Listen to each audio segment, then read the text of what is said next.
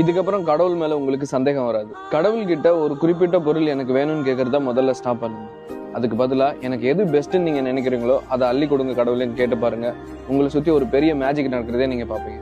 இது கூடவே உங்ககிட்ட ஒரு சுவாரஸ்யமான கதை சொல்லணும்னு நினைக்கிறேன். இது உங்களுக்கு கண்டிப்பா தேவைப்படும் அண்ட் உங்களுக்கு ரொம்ப பிடிக்கும். ஒரு சின்ன பொண்ணு கையில ₹1 எடுத்துட்டு கடையில போய் மிட்டாய் வாங்க போறாங்க. கடைக்காரர்கிட்ட ₹1 கொடுத்துட்டு மிட்டாய் கேட்கும் போது கடைக்காரர் உனக்கு பிடிச்ச மிட்டாய் எடுத்துக்குமான்னு சொல்றாங்க. ஆனா அந்த பொண்ணு நீங்க தான் எனக்கு மிட்டாய் எடுத்து கொடுக்கணும்னு சொல்லி கடைக்காரங்கிட்ட பிடிவாதமா கேக்குது. அவரும் வேற வழியே இல்லாம ஒரு கையில மிட்டாய் எடுத்து ஒரு கவர்ல போட்டு கொடுத்துட்டு அந்த பொண்ணு போகும்போது, ஏமா உனக்கு பிடிச்ச மிட்டாயை நீயே எடுத்துருக்கலாம்ல, எதுக்காக என்ன எடுக்க சொன்னேன்னு கேட்டிருக்காரு. அதுக்கு அந்த சின்ன பொண்ணு சொன்ன பதில், இங்க பாருங்க, இங்க உள்ள எல்லா மிட்டாயுமே எனக்கு ரொம்ப பிடிக்கும். அப்படியே நான் எனக்கு பிடிச்ச எதை எடுத்தாலும் என்னுடைய கை சின்ன கை, ஆனா உங்களுடைய கை பெரிய கைன்னு சொல்லியிருக்கு. சரியா இதே மாதிரி கடவுளுடைய கை உங்க கையை விட பெருசு. அவர் உங்களுக்கு கொடுக்கணும்னு நினைச்சா நீங்க நினைச்சதை விட அதிகமா அள்ளி கொடுக்க வாய்ப்பு இருக்கு. இந்த பிரபஞ்சமோ இல்ல கடவுளோ ஏதாவது ஒன்றை நம்பி உங்களுக்கு பிடிச்ச வேலையை மனசார செய்யுங்க. அப்படி செஞ்சா உங்களுக்கு கடவுள் அள்ளி கொடுப்பாருன்றது எல்லாருக்கும் ஷேர் பண்ணி சொல்லிட்டு நம்ம பேஜை ஃபாலோ பண்ணிருங்க.